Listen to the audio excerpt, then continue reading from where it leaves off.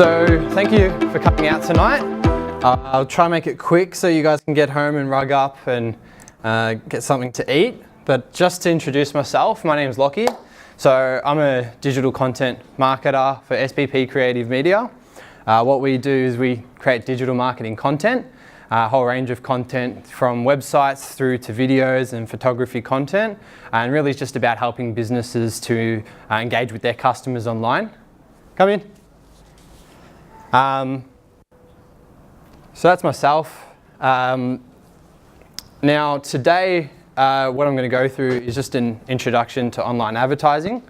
So first off, online advertising in summary is a form of paid marketing. So that's what defines advertising, is when you're actually placing money behind it. So although you may be posting on Facebook and social media already, it doesn't actually define it as advertising. Advertising is when you're actually placing money behind that media to get it in front of your audience. So just like you would in TV adverts, paying the station to get your ad slot, or on a radio, similar thing works on Facebook, Instagram and those channels, and that's pretty much how they make their money.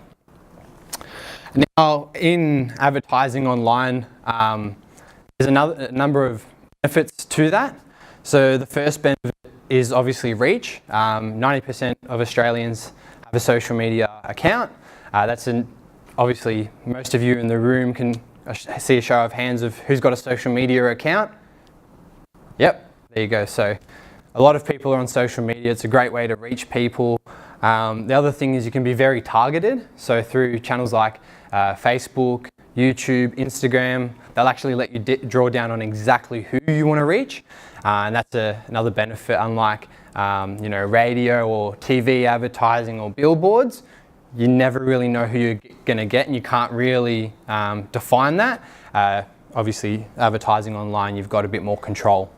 And the final thing is measurement. So just like a billboard, is anyone really sitting there measuring how many people are driving past? Probably not. But on Facebook, they will give you exact analytics about who's viewed your post, who's clicked your post, who's engaged with your post, and so on. So it's highly measurable as well. Now the big picture behind advertising online or advertising using video is it's about building a relationship, the way I like to put it.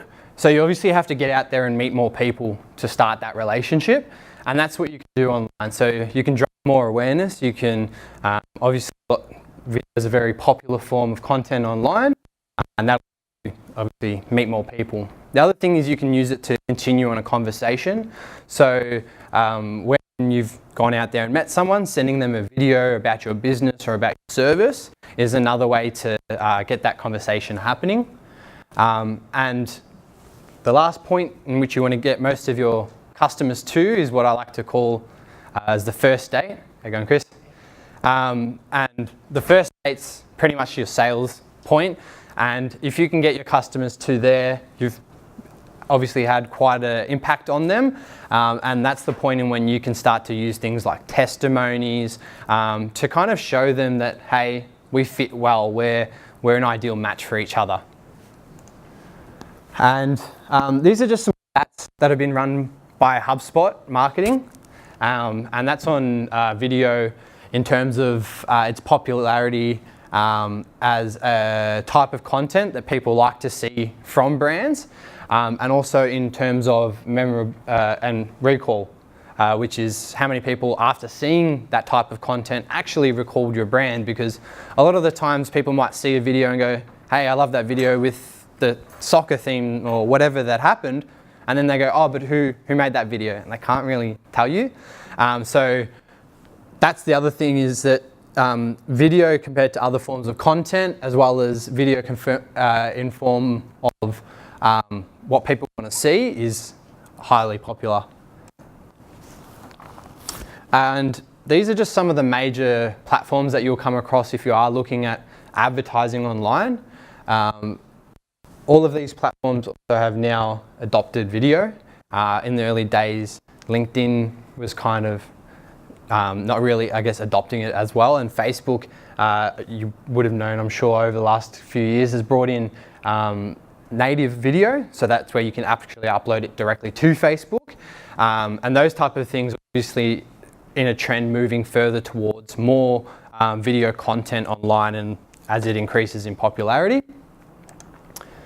So just to go through those platforms individually a bit, I'm not going to go into how to actually run an ad on those platforms, because you can find 100 videos on how to run a Facebook video ad or how to run this and that ad. I'm going to, I guess, focus on the strategy behind it and how you can find the right video for your business, and then obviously you can go out there and find ways to produce the video, tutorials for producing videos online, of how to advertise, how to set it up in their platforms. That kind of stuff's very easy, but I'm going to go more around the strategy today. So these are the types of advertising you'll have for YouTube. The first type is in display. So that's where on the side you'll actually have the option of, when you're watching a video, clicking on a relevant video. That's where that will sit.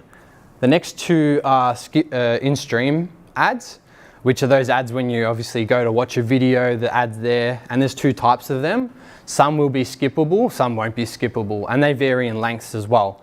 The ones that aren't skippable, I guess, is the strategy behind that for businesses is, if they're not skippable, I know that the consumer probably wouldn't watch this otherwise, but at least I get to get in front of them for that 10 seconds and get my message across. The ones that are skippable, a lot of the time, are very enticing content for the viewers that they're targeting, that they will try just place in front of you for 5 seconds to get you engaged, and then obviously to watch the rest of the video. So that's, I guess, a bit of the theory behind those two. You have overlay, sponsored cards, and shoppable ads. And they're just your other forms of ads that will, I guess, pop in over the top of the video or throughout points in the video, and advertise services. So as you can see, it's just, I guess, on the page itself where you're going to be really positioned. Are you going to be over the top of the other video, or are you going to kind of be off to one of these cider areas? Facebook's placements.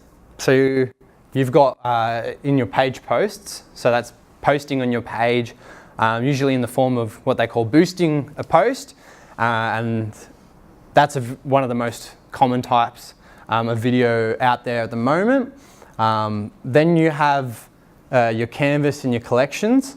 So canvas is just, I guess, a bit more of a fancy way to have video in a news feed. When you click on the video, you actually have the option, and in the collection to, in the canvas, you actually have the option to keep scrolling down, and it's kind of like a website that's been built within Facebook, and you can put in more information about your services and so on below the video.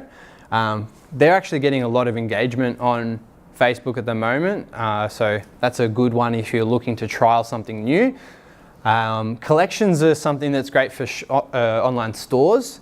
Nike recently did one where they had just simply shoes in different colors, and you can just swipe to the left and it'll kind of take you through that. And the good thing is, obviously, you can have a video at the top above the collection that kind of, I guess, speaks on your brand or your overall service. And the other placement you can do is on Instagram. So when you're running ads on Facebook, it'll actually give you the option to run that ad across Facebook and Instagram. It's really going to depend on your target audience if you find that useful, but it's always handy because it'll give you that additional platform and that extra reach if that's what you're looking for. And the last one was LinkedIn. LinkedIn's fairly basic, but what they pretty much is your in-stream advertising of videos. So yeah, it's really just page posted by the business and show up in people's streams. So now, setting a strategy behind your videos. So it's great to spend all that time and put videos out there, but really, if you don't have a strategy behind it, there's not really much that will come from it, or if it is, it's probably just out of luck. So I think rather than hoping for luck, we'd probably be better off served planning out a strategy behind things. And to do that, you first have to define your audience, develop a bit of a customer persona, and look into first the demographics of your audience. So their age, gender, where they live. Income is another area that's very popular. Obviously, we want people to buy our service or product, and income is obviously relevant to that. And something that's most important, I believe, when creating content on Facebook or on any social media channel is the psychographics. So someone's lifestyle, their personality, interests, opinions, beliefs. These type of things will really hit home with people, and that's how you'll actually stand out online.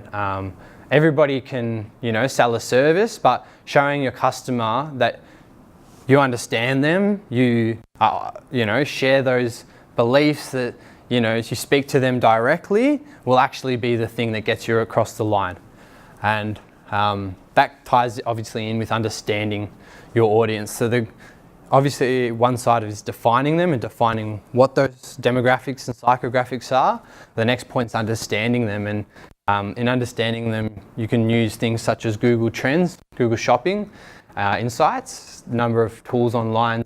You can kind of get a basic understanding of what's happening out there in the market based on trends throughout social media.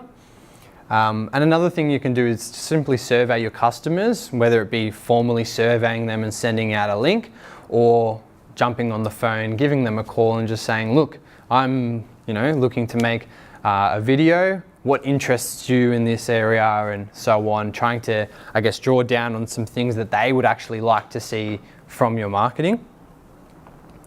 And the last points in building your strategies, have a clearly defined goal.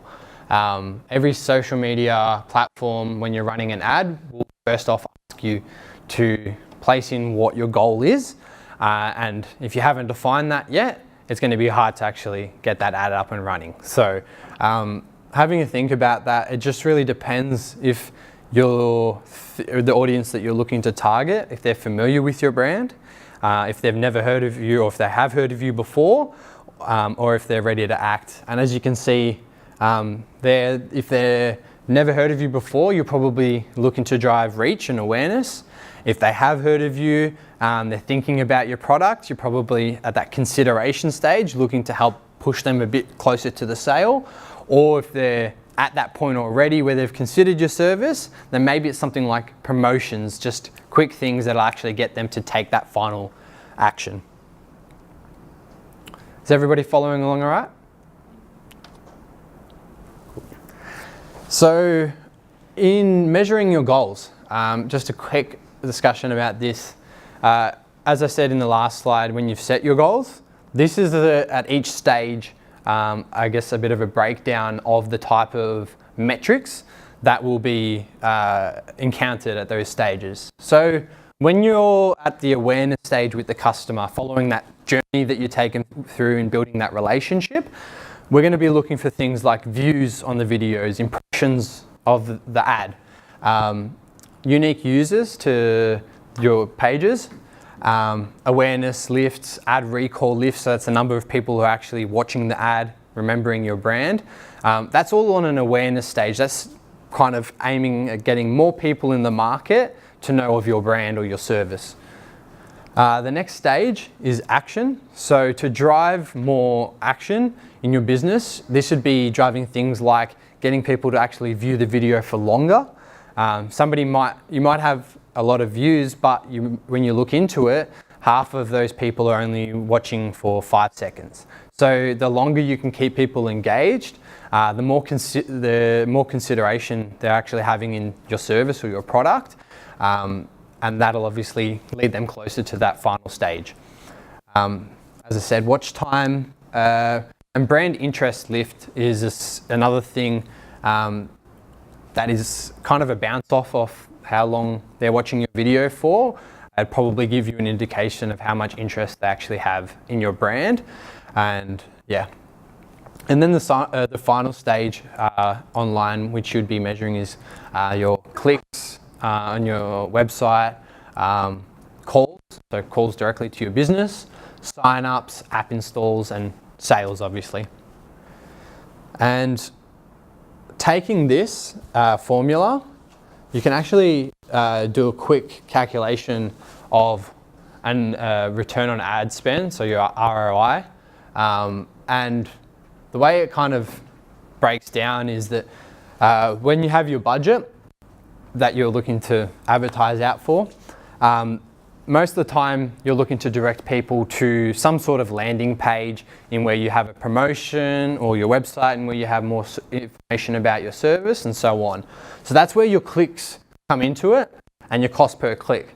So obviously if you divide your budget by your cost per click, you can define how many people have clicked to get through to your website or your landing page or so on. Once you then know how many people have gotten through to that landing page, you can then say, all right, well, if they're on that page and I convert 4% of them, I will have 13 leads. After that, you then look at your sales side, because once you've gotten them leads, it then comes into your sales. And that's where video can also be handy. Lead conversion is obviously, of 33%, you'll be left with 4 sales, and you can do your calculations around that. So that's a really simple way to look at the advertising journey or activity, and you can do a quick calculation on if you will generate a return. Now, there's a number of obviously key areas in variables that if you change them, you might not actually be making that $1,000 profit at the bottom. For example, if you've got a very low average sale price, you wouldn't be profiting on an advertising campaign like this. Or for a different type of service, you may not be getting, might not be converting, most businesses probably won't be converting 33% of their leads. But in saying that, you can also say, look to increase your conversion rate at other points, like 4% and $3 as a cost per click. They're very reasonable. So a lot of people can even get between $2 and $3 is probably the lower range of cost per clicks. And even conversion rates, some businesses can get as high as 10 to 15%. So this is just a basic format, and a good tool for everybody to use is HubSpot. Actually has a advertising calculator. I'll include a link to that advertising calculator when I send out the slides to you all. But that's pretty much a platform where you can go and drag each of these variables and I guess just test if, based on all of that, you would generate a return on your advertisement. Something that's good to obviously assess before you start advertising. Now, when we're looking to drive these goals, this is where I guess all ties in. Once you've set that goal, you need to find content that will align with driving that particular goal. And these are, I guess, a bit of a framework for each stage and videos at each stage that will help you. So at the awareness stage, we're looking to obviously reach more people. Social ads, so as I said before, the Facebook advertising options that we have for placements, that's the main point in awareness. And the type of videos you will use is, your quick, snippety stuff that'll not actually go into depth in your video, but I guess just show people and give a bit of awareness of that your service is out there. Then you've got branded content, which in most cases has nothing to do with the service or product itself.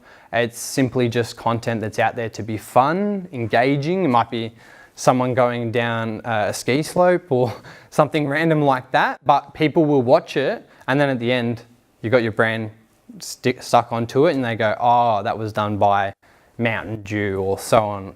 But that's where that stuff kind of lives. And it really, like I said, doesn't have any direct tie with the service or product. It's simply just engaging people and relating to the kind of culture that brand's trying to portray. Your thought leadership and how-tos, they're very similar as well. And that's I guess, in the perspective of people who are going to YouTube looking for answers to particular, problems they're encountering in life. And that's another great way to reach people on an outset. Your next stage would be action. So obviously after you've reached those people either through a social media ad or they've had a look at a video and seen you speaking on a particular topic, they'll need to take the next action. And things you can use are webinar series where people can subscribe to and actually watch. We're filming today's session, and we'll put that up and run it a similar way, like a webinar. Case studies, product demos, they're another way that people at this stage will, I guess, start to investigate your service. Once people have heard about you, they want to, I guess, get into the shoes of the buyer and someone who's bought from you already. So that's where testimonies will be great, because they can actually see someone who has been through that process already and hear it from their perspective. Explainer videos is the last one, and that's really, again, just people trying to get a better feel for your service or product. If they're not hearing it from someone else, they want to be able to at least see or feel what it may be like to go through that service or to use that product, and explainers are another good way to do that. And then the final stage is converting them. So another testimonies, case studies kind of overlap. Another good thing to use at this stage is really getting that person to take that leap, and building trust with them at this stage is a key thing. So another thing that will be in there is personalized videos that you could send them from yourself that may increase that trust level, seeing your face. And the culture videos as well is another thing that increases trust at this stage. Is people buy from people, so if they get to see the kind of culture that they have in their organization and that really resonates with them, then they will be more likely to take that leap and make that purchase. So just at each of these stages, you're also going to focus on different things in your video. So at the awareness stage, you have to focus a lot around audience insights. So obviously you're looking to reach a large audience. You should be really understanding what it is that resonates with them. To reach large audiences, it's not simply just about putting as much advertising dollars behind it as you can. It's also about being able to actually really engage with them. And if you are engaging with them, your advertising will actually go beyond the dollars. So there's earned media and there's paid media. Paid media is media that you earn, or reach that you earn by simply putting money behind a post.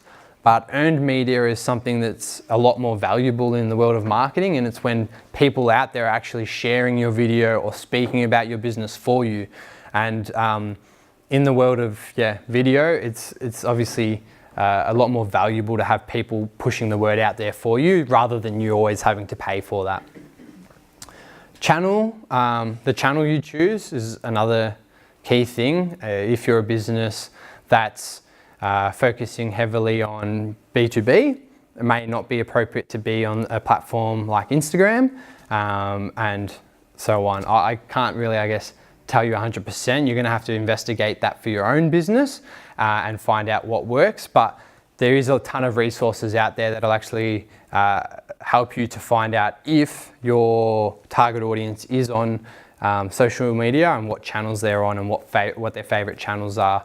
And if you have any questions around that, then I would say to do a bit of a test. Go out there in the market, either survey some of your customers and find out what channels they are using right now, or to just, I guess, post onto those channels and see what type of returns you're getting as well. The other things is obviously with audience insights, it's going to tie in with the engagement. So the engagement that you have on your post is another key thing to being successful here. and testing and measuring over time, and just, I guess, refining your approach. Some best practices for the consideration stage. Understanding the traffic that you are receiving. So I mentioned before, this is generally around the point when people are jumping and looking at your website or your landing pages, investigating your business a little bit more, and understanding who it is that is coming to your website or visiting your landing pages is a key thing, so that you can be catering the way that you speak or the content that you're putting in front of them to that audience. Capturing attention. When they get to your website, obviously having your video in a prominent spot on the site where they can see that. Engaging their interests again, and direct to the next action. So clear call to actions throughout your videos. If they've come to your site to look into a service, then you want to make sure that if that next stage is looking at a promotion that you have going on, that's clear, that's the next action that they should take after watching this video, is to go and take up this promotion that you have. And finally, in the conversion stage, so offer exclusiveness. So that's around what I was saying before, what's the next stage that they can take, having offers. A good thing is customer training in organizations is a form of exclusiveness. So if you're a client of mine, I'll say that we offer our clients onboarding or training in our systems, and that's an exclusiveness that outsiders won't receive. That's something that's very popular online. Obviously, limited time offers, things that make people want to jump now is what you need to have in your promotions. Education and onboarding, similar to what I'm saying in the sense of training, customer training. And what else we have? Use your knowledge. So at these stages, it's really helpful to think of content pieces that you could send the customer that would be really helpful to them at that stage in their journey. Something for us is when people are getting towards the end of looking at something like video, is sending them tips for how to prepare a brief, so that if they come to an agency, they already have a brief ready to go, and that's something that they know how to prepare. And the last stage is driving conversations. So all communications at this stage should really look at opening up the conversation with your customer, and really, I guess, allowing them to come in your doors and be open to speaking with you and having you deliver that service or sell that product to them. All right, so this final bit is just around best practices for actually creating your advertisements. Not so much around, holding a camera or anything like that, more around, I guess, just techniques behind what you will include in the video. So the first thing would be to show your brand early in the video. The one thing that everybody will want in the end after somebody's watched their video is for their brand to be remembered. Like I said earlier, there's a lot of videos out there that are really cool and that people will watch, but if you ask them who was the business behind that video, they probably couldn't tell you. And that's something that you don't want. You don't want to be putting, obviously, a lot of money into advertising and people not actually remembering your brand for that ad. Don't you find lucky that sometimes, sorry to interrupt, but no, you're right. Especially banks do the opposite? They have this 30-second thing where they want you to fall in love with it, and then at the end you're like, it's a bloody bank ad again. Yeah.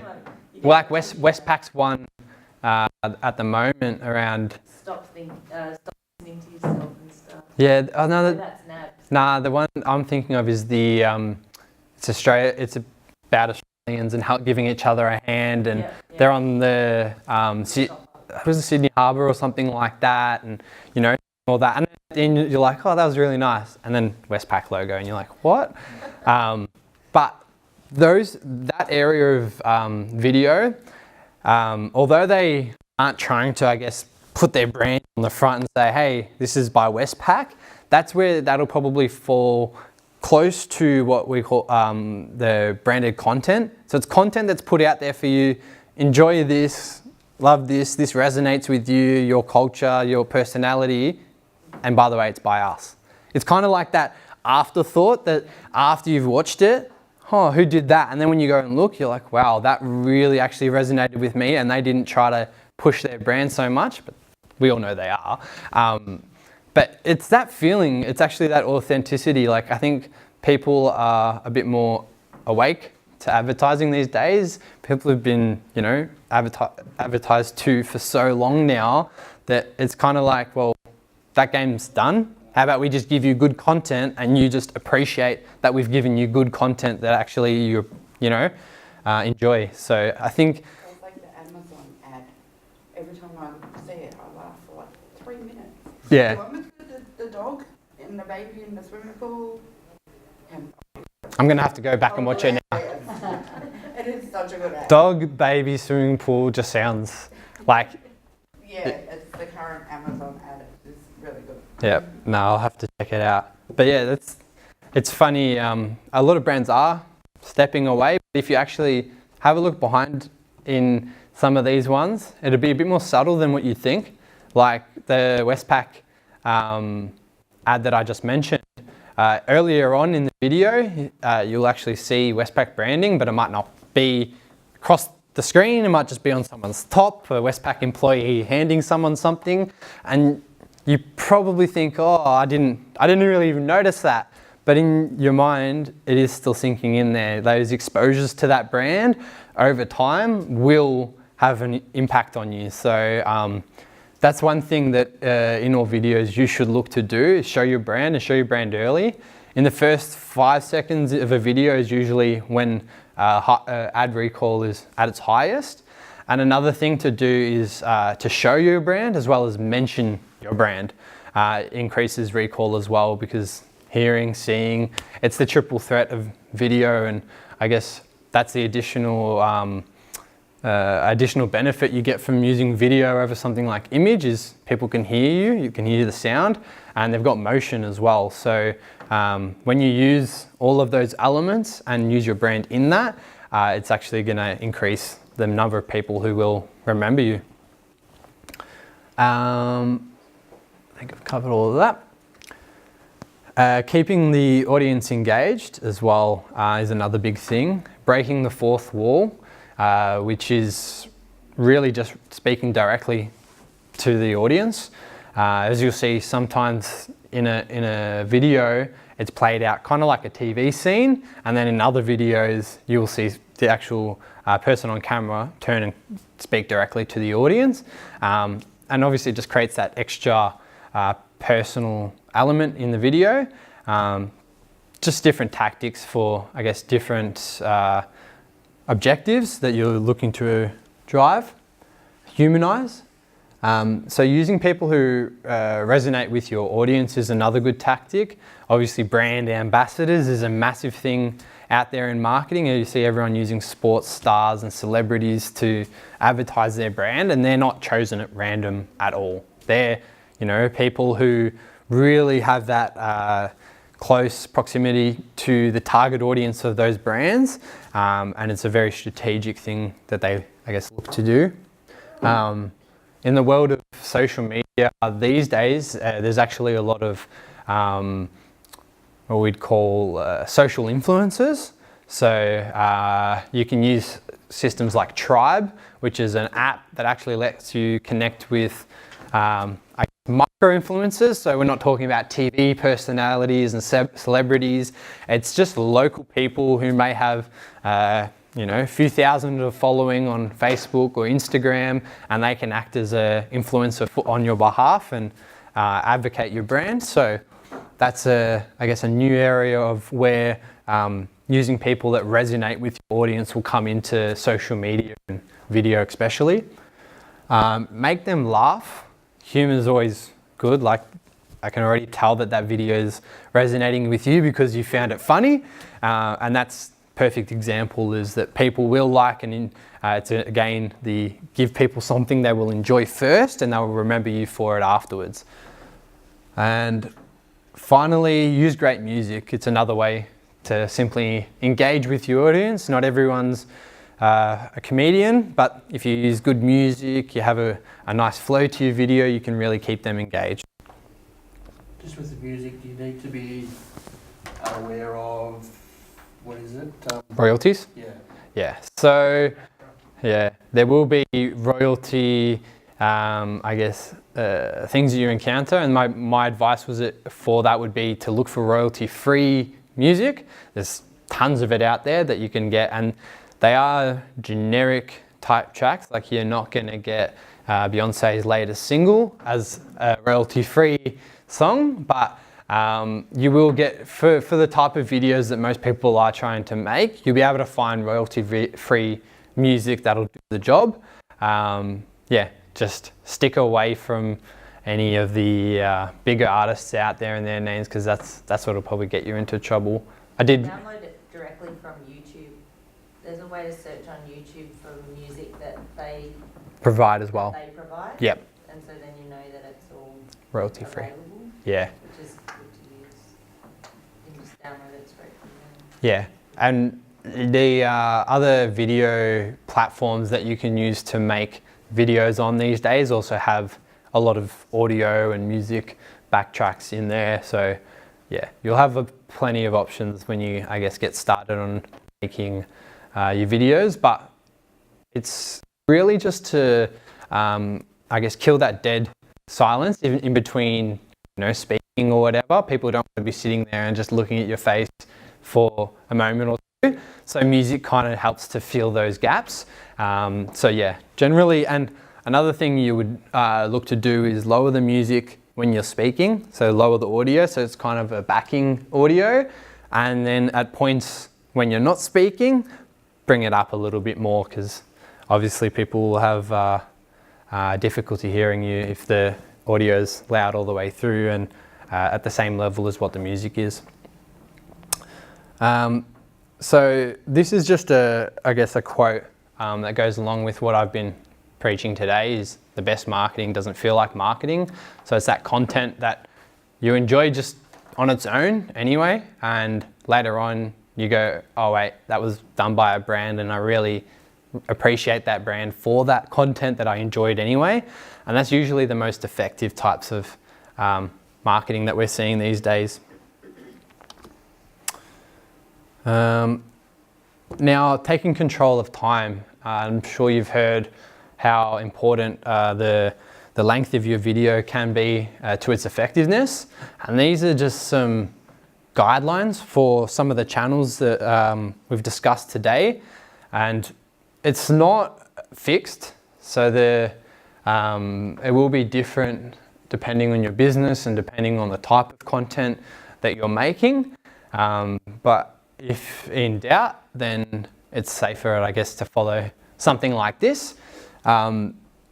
Really, I guess, just to give you a bit of an explanation behind it, Facebook is a very fast-moving platform. I'm sure everybody knows is scroll, scroll, scroll. So to keep someone engaged for a lot longer than 60 seconds on a platform like Facebook is going to be very hard. You're going to have to, you know, that video is going to need to teach them how to make $1 million in 2 minutes, you know. Obviously every video says it can do that, but what the point is that you, compared to something like YouTube, where people are going and looking for answers on a platform like YouTube, as to Facebook, where people are coming across your video, are going to have two different ways in which you approach speaking with audiences and delivering those messages on that channel.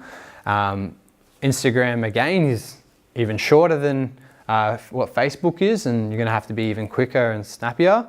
So really what I would look to do is, if you're trying to, I guess, be across all of these channels, either cutting down your content for each channel, so having an edit that might be a longer version for YouTube, and then cutting down a shorter one that could probably be posted on Instagram and Facebook, would be a better approach than taking the 3-minute video from YouTube and just chucking it onto Facebook.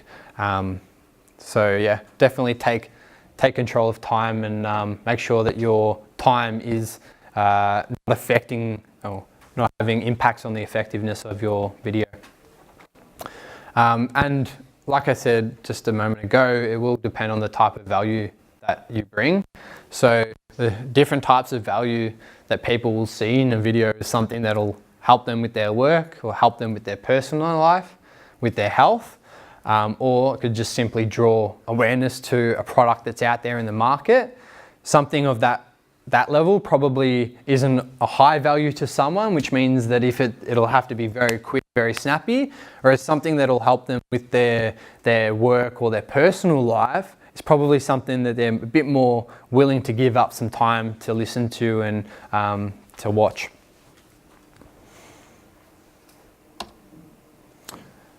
And the last one is, I guess, tying in with pushing people to those next stages in their journey or their buying journey, is including a clear call to action. So how do people really know where to go if you don't tell them? Put your parents' hat on. So tell them exactly what to do. Don't leave any doubt in their head. Tell them to visit your promotion or to call you today, or whatever it is that you want them to do, tell them exactly what it is. There's a number of ways you can place in your call to action. So you can do that in the actual video itself towards the end. A lot of organizations these days aren't actually putting a call to action in the video. They're placing it on using overlays in YouTube, which are pretty much buttons that will start to float over your video whilst you're watching it. And also in the post captions on Facebook or LinkedIn or Instagram, people are putting in call to actions such as visit this link or visit my website or so on. So they're just, I guess, a few different ways that you can go about placing your call to action in your video. And that is pretty much it for our side of things. I hope that's been a good little intro and given you some ideas of how you can drive video and introduce video into your marketing. If you have any questions, then don't be afraid to reach out. Another thing that we're doing at the moment is we're running strategy sessions. So if you're still unsure about how you could use video in your marketing, then don't be afraid to reach out to me. You can either reply to my email that I'll shoot through tomorrow with the presentation on it, see me after today, or you can visit our website and book in a time. Will that cover tools that you can use to create the video and post, etc.? Yeah, I'm more than happy to discuss with anyone, I guess, tools that they could use to be creating videos. Really just anywhere where I can help you to progress in using video. But I guess for now, is there any questions that I could answer at the moment? Anyone? No? We're all good? Cool.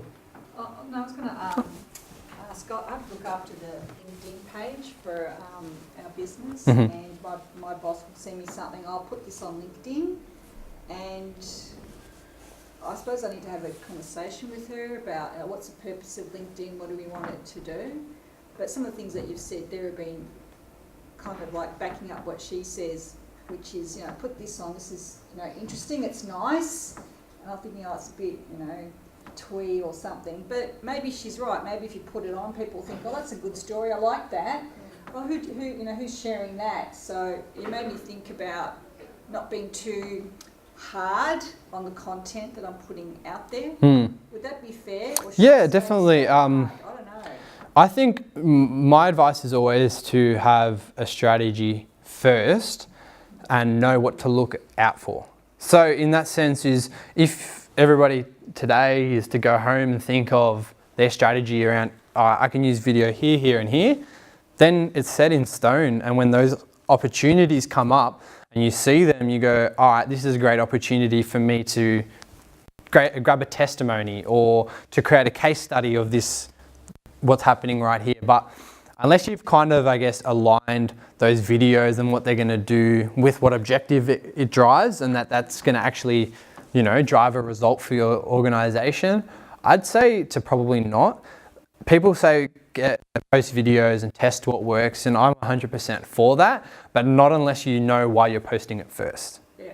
You know, so what I'd say is the best idea is to go and have a look at the types of videos that make sense to your business, and I guess outline those first in what do I need to drive in awareness and consideration and everything. What type of videos can help my organization to drive that?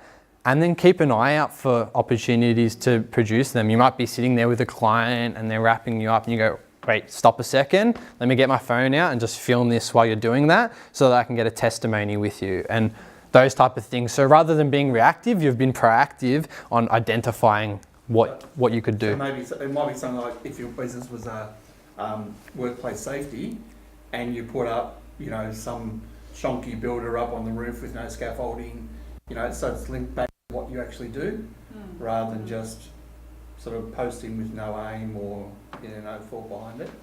There's got to be a link, I would have thought. Yeah. I get that. I guess because I'm in education, it's like a really broad thing, and it's 3 years and it's halfway. So maybe I've been thinking about the idea of having kind of themes throughout the year, like, you know, maybe cover a lot of things, but, you know, at different times of the year, maybe aligning it to different things that are happening, because, you know, there's just an endless amount of topics you could touch on in education. Yeah, and I think that's another thing too, is the opportunities, like opportunity versus, I guess, assessing if that's going to generate that return is always a hard question. Like for us even, there's so many opportunities for us to make different types of videos, but is it going to really actually drive what we need to drive, and is it actually going to produce a return? You don't want to, I guess, get lost by the opportunity that this can be a video that I could make. Rather than doing that, I'd say is just really draw down on the actual videos that will generate the greatest returns and simply just focus on getting those ones out consistently.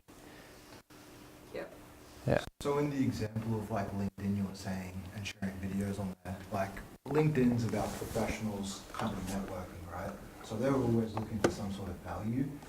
Unless your video is giving some value to, in your case, probably school principals or something along the lines of that, it's probably not the best video to be putting out on YouTube. I was thinking, what's the value of that? That's nice. I like it. It's sweet. But I didn't think for LinkedIn it was a kind of appropriate. I thought it was a Facebook thing. Yeah, or even Instagram type of thing. Yeah. And it, like what Dush was mentioning, it'll come back to your target audience and having a good understanding of them and what they are going to engage with. So on LinkedIn, your target audience is, you know, professionals. Is that something that'll really resonate with them on that platform? Maybe not so much. I guess that's something that when you go through that process, it'll become pretty evident that what content fits where in your business. And as I said, if you need any further assistance, I'm more than happy to help out, and simply just reach out and we can organise a time to catch up.